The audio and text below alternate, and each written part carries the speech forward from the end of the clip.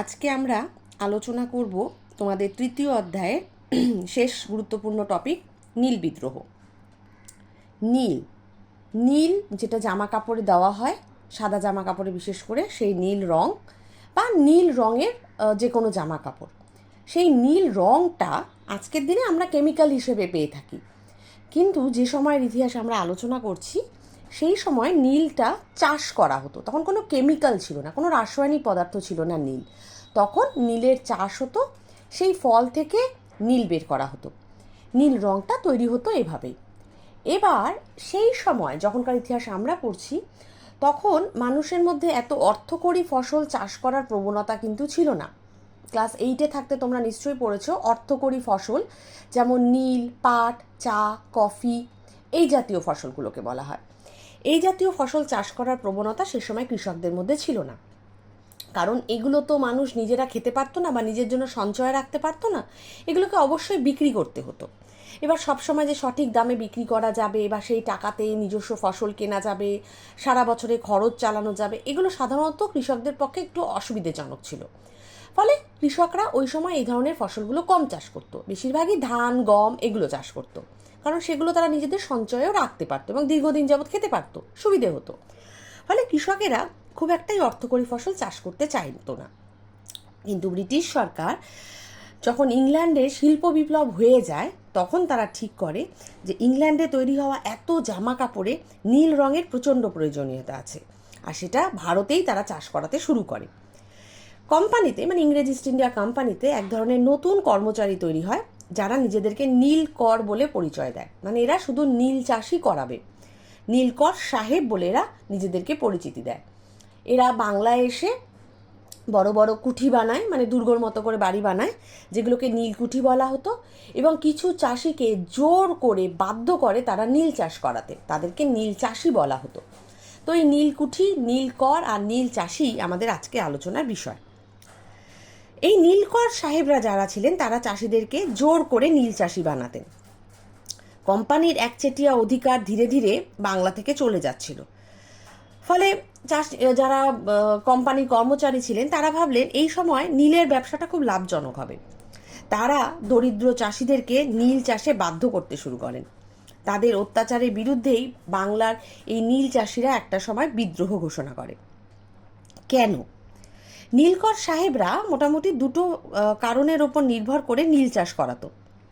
এক, নীলকররা জমিদারদের কাছ থেকে জমি কিনে নিত বা ভাড়া নিত, অনেকটা ইজারা নেওয়ার মতো নিয়ে, তাতে ভাড়াটে কৃষকদেরকে দিয়ে নীল চাষ করাতো। এই পদ্ধতিটাকে বলা হতো এলাকা চাষ বা নিজ আবাদি চাষ।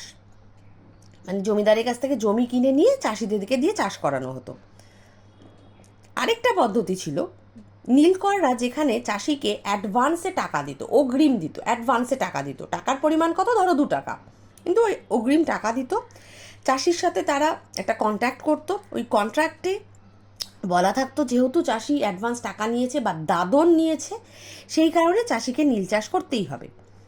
এই পদ্ধতিটাকে বলা হতো বে এলাকা চাষ বা রায়তি চাষ বা দাদনী। নীলকররা বেশি লাভের আশায় এই ধরনের বে এলাকা চাষটাই বেশি করাতো। বর্তমান বাংলাদেশে নদিয়া, যশোর, খুলনা, ফরিদপুর, ঢাকা, পাবনা, বিভিন্ন জায়গায় নীলকর সাহেবরা নীলকুঠি গড়ে তোলে বা আড়ং যেটাকে বলা হয় গড়ে তোলে।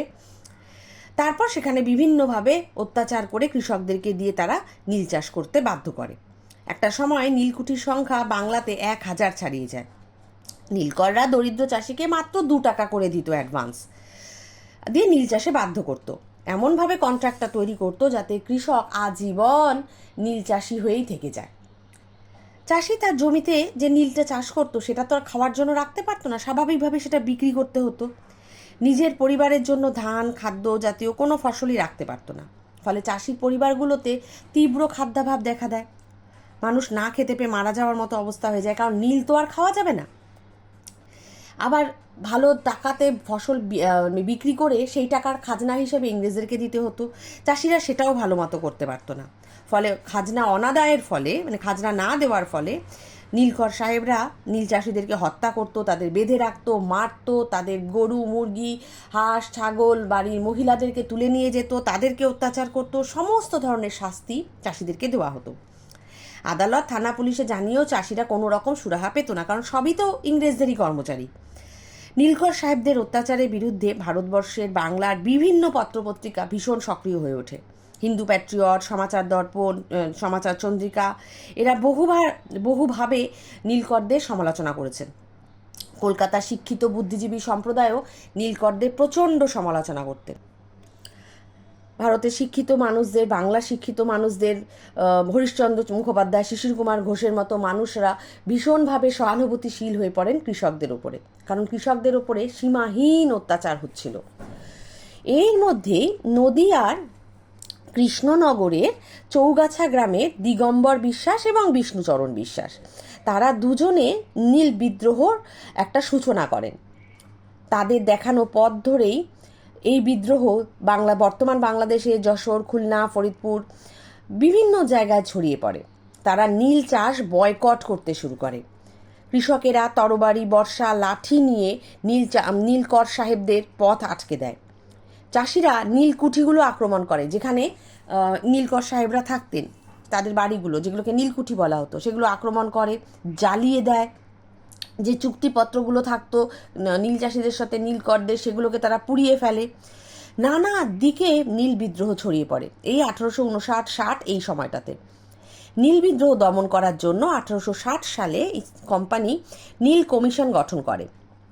এই কমিশন নীল চাষিদের অত্যাচারের কথা একটা সময় বাধ্য হয়ে স্বীকার করে নেয় এবং 1862 সালে নীল আইন বা ইন্ডিগো অ্যাক্ট পাশ করে।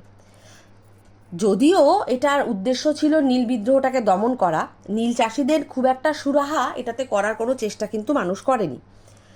কিন্তু ধীরে ধীরে নীল বিদ্রোহকে দমনও করে ফেলে ইংরেজরা, এবং তার সাথে সাথে ইংল্যান্ডের বাজারে নতুন করে কেমিক্যাল নীল তৈরি হয়ে যায়, যার ফলে এই নীল চাষের প্রয়োজনীয়তাটাও কমে যায়।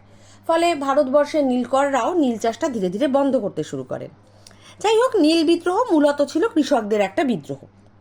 কিছু জমিদার বিদ্রোহে যোগ দিলেও মূলত কৃষকরাই বিদ্রোহটাকে পরিচালনা করতেন। অনেক ঐতিহাসিক, যেমন সুপ্রকাশ রায়, তারা বলেছেন নীল বিদ্রোহটা ছিল গণবিদ্রোহ। সমাজের সর্বস্তরের মানুষই এই বিদ্রোহেতে অংশ নেয়, ফলে এটা একটা গণবিদ্রোহের রূপ নেয়, মানে সমস্ত ধরনের জনগণ এই বিদ্রোহে অংশ নেয়। হিন্দু প্যাট্রিয়টের মতো পত্রিকা বলেছিল এটা জাতীয় বিদ্রোহ। কৃষ্ণনগরের চৌগাছা গ্রামের দিগম্বর বিশ্বাস, বিষ্ণুচরণ বিশ্বাস, আসাননগরের মেঘাই সর্দার, খুলনার কাদের মোল্লা, মালদহের রফিক মণ্ডল, এরকম বিভিন্ন মানুষ, তারপর বিশ্বরাজ সর্দার, যিনি বিশে ডাকাত বলে প্রচণ্ড পরিচিত ছিলেন, তারা সবাই কৃষকদের হয়ে এই আন্দোলনের নেতৃত্ব দেন। নীল বিদ্রোহে জমিদাররাও অংশগ্রহণ করেছিলেন, যেমন নড়াইলের জমিদার রামরতন রায়, যাকে বাংলার নানা সাহেব বলা হতো। নানা সাহেব তোমরা নাম শুনে থাকবে মহাবিদ্রোহের সময়। ঝাঁসির রানী লক্ষ্মীবাই এবং নানা সাহেব, তারা কিন্তু যুদ্ধে যোগদান করেছিলেন মহাবিদ্রোহে ইংরেজদের বিরুদ্ধে। সেই নানা সাহেবের মতোই রামরতন রায়কেও বাংলার নানা সাহেব বলা হতো। সাধুহাটির জমিদার ছিলেন মথুরানাথ আচার্য, চণ্ডীপুরের জমিদার শ্রীহরি রায়, তারা সবাই ধীরে ধীরে নীল বিদ্রোহে অংশগ্রহণ করেন। দিগম্বর বিশ্বাস এবং বিষ্ণুচরণ বিশ্বাস, যারাই মূলতই নীল বিদ্রোহটা শুরু করেছিলেন, তাদেরকে বাংলার ওয়ার্ড টাইটেলার বা ইংল্যান্ডের কৃষক বিদ্রোহের নেতার অনুযায়ী তাদেরকে বাংলার ওয়ার্ড টাইটেলার বলা হতো। এতটাই তারা নীল বিদ্রোহ করেছিলেন বা তারা একটা প্রভাব ফেলে দিয়েছিলেন ইংরেজদের মনে। গ্রামে গ্রামে ঘুরে ঘুরে বিভিন্ন মানুষেরা, ঐতিহাসিকেরা, জমিদারেরা কৃষকদের অত্যাচারের কাহিনী সংগ্রহ করে বিভিন্ন খবরের কাগজে সেগুলো ছাপাতে শুরু করলেন। বাংলা চাষিদের ওপর নীলকরদের ভয়াবহ অত্যাচারের কাহিনী নিয়েই দীনবন্ধু মিত্র পরবর্তীতে তার বিখ্যাত নাটক রচনা করেছিলেন নীল দর্পণ। ভারতের তৎকালীন বড়লাট লর্ড ক্যানিং, তিনি পর্যন্ত স্বীকার করেছিলেন যে নীল বিদ্রোহ সিপাহী বিদ্রোহের চাইতেও বেশি ভয়ঙ্কর হয়ে গিয়েছিল, কারণ মানুষ আর কোনোভাবেই ইংরেজদের এই অন্যায় অত্যাচারগুলো সহ্য করছিল না। সেই কারণে তারা একটা সময় বিরোধিতা করতে শুরু করে। নীল বিদ্রোহের গুরুত্ব ভারতবর্ষের ইতিহাসে তথা বাংলার কৃষক বিদ্রোহের ইতিহাসে অত্যাধিক। নীল বিদ্রোহই মোটামুটি বলতে পারো পরবর্তী ভারতে জাতীয় আন্দোলনগুলোর সূচনা করে দেয়, কারণ এর আগের আন্দোলনগুলো কৃষকদের বিক্ষিপ্ত আকারে হয়েছিল, কিন্তু এই আন্দোলন ইংরেজরা দমন করলেও তার একটা বিশাল প্রভাব বা ইম্প্যাক্ট ইংরেজদের উপরেও পড়েছিল। তারাও বুঝতে পেরেছিল আর ভারতকে বা ভারতের কৃষকদেরকে এতটা অন্যায়ভাবে শোষণ বা অত্যাচার করা যাবে না। এর সাথে একটা ছোট বিদ্রোহ রয়েছে, পাবনার কৃষক বিদ্রোহ, সাল 1870। নীল বিদ্রোহের পরবর্তীতেই বাংলাদেশের পাবনা জেলায় কৃষকদের ওপর জমিদারদের শোষণ অত্যাচার শুরু হয়। 1859 দশম আইন জারি করে কৃষকদের জমির মালিকানা এবং পাট্টা দেওয়ার অধিকারের কথা বলা হয়। পাট্টা মানে কৃষকের কাছে একটা কাগজ থাকবে যে কৃষক এই নির্দিষ্ট জমিটাতে চাষ করতে পারবে। কিন্তু তা সত্ত্বেও ইংরেজরা এবং কিছু অত্যাচারী জমিদার কৃষকদেরকে জমি থেকে ক্রমাগত উচ্ছেদ করতে থাকতো এবং ক্রমাগত তাদের খাজনা বাড়তে থাকতো, ফলে কৃষকদের অবস্থা খুব খারাপ হয়ে যায়। বহু কৃষককে মিথ্যে মামলায় ফাঁসিয়ে দেওয়া হয়। এই কারণে 1870 সালে পাবনার কৃষকেরা বিদ্রোহ শুরু করে। 1873 এই বিদ্রোহ অত্যাধিক গুরুত্বপূর্ণ হয়ে ওঠে। কৃষকরা দ্য পাবনা রায়ত লীগ বলে একটা সংগঠন তৈরি করে।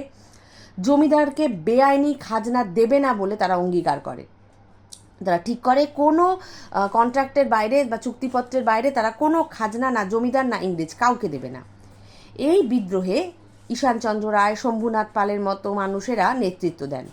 ঈশানচন্দ্রকে বিদ্রোহী রাজাও বলা হতো। পাবনার ইউসুফ শাহী পরগনায় প্রথম বিদ্রোহ শুরু হয়, এই জন্যই এটাকে পাবনা বিদ্রোহ বলা হয়। এখান থেকে বিদ্রোহ পাবনা জেলা, ঢাকা, ময়মনসিংহ, ত্রিপুরা, বাখরগঞ্জ বিভিন্ন জায়গায় ধীরে ধীরে ছড়িয়ে পড়ে। বিভিন্ন ঐতিহাসিক রমেশচন্দ্র দত্ত, সুরেন্দ্রনাথ বন্দ্যোপাধ্যায়, দ্বারকানাথ গাঙ্গুলি তারা এই বিদ্রোহকে সমর্থন করেছিলেন। হিন্দু হিতৈষিণী, গ্রামবার্তা প্রকাশিকা, সহচর বহু পত্রিকায় এই পাবনার কৃষক বিদ্রোহ নিয়ে আলোচনা হতো। তবে এই বিদ্রোহ যে ইংরেজ শাসনকে সরানোর জন্য হয়েছিল তা নয়, এটা মূলত জমিদারদের বিরুদ্ধে বা জমিদারদের অত্যাচারের বিরুদ্ধেই করা হয়েছিল। তাই শিক্ষিত বাঙালি যারা ছিলেন, মধ্যবিত্ত বাঙালি বা উচ্চবিত্ত বাঙালি, তারা কখনোই এই বিদ্রোহগুলোকে সমর্থন করেননি। পুলিশের দমনপীড়ন, দুর্ভিক্ষের ফলেও কিন্তু এই বিদ্রোহ খুব দ্রুত বন্ধ হয়ে যায়। এই বিদ্রোহ যে বিশাল কোনো প্রভাব ফেলেছিল তা নয়, তবে প্রতিটা ক্ষেত্রে কৃষকেরা যেখানে যেখানে চাষাবাদ করতেন, যা যা চাষাবাদ করতেন, তাদের যেখানে সমস্যা হয়েছিল তারা বহু বছর মুখ বুজে সহ্য করলেও এই মোটামুটি 1850 সালের পর থেকে তারা কিন্তু প্রতিবাদ করতে শুরু করে। পরবর্তী 10-20 বছর তারা ভয়ানক প্রতিবাদ করে, যে কারণে ইংরেজ সরকার বাধ্য হয়ে ভারতের দিকে নজর দেয়, ভারতের উন্নতি করার জন্য চেষ্টা শুরু করে। এই কৃষক বিদ্রোহগুলোর অবদান কিন্তু এখানে অনস্বীকার্য। কৃষক বিদ্রোহগুলো থেকেই মানুষ ধীরে ধীরে সংঘবদ্ধ হতে শেখে, যে জোট বাঁধবো, জোট বেঁধে আমরা ইংরেজদের বিরুদ্ধে আন্দোলন করব। এই জিনিসগুলো কিন্তু মানুষের মধ্যে আসে।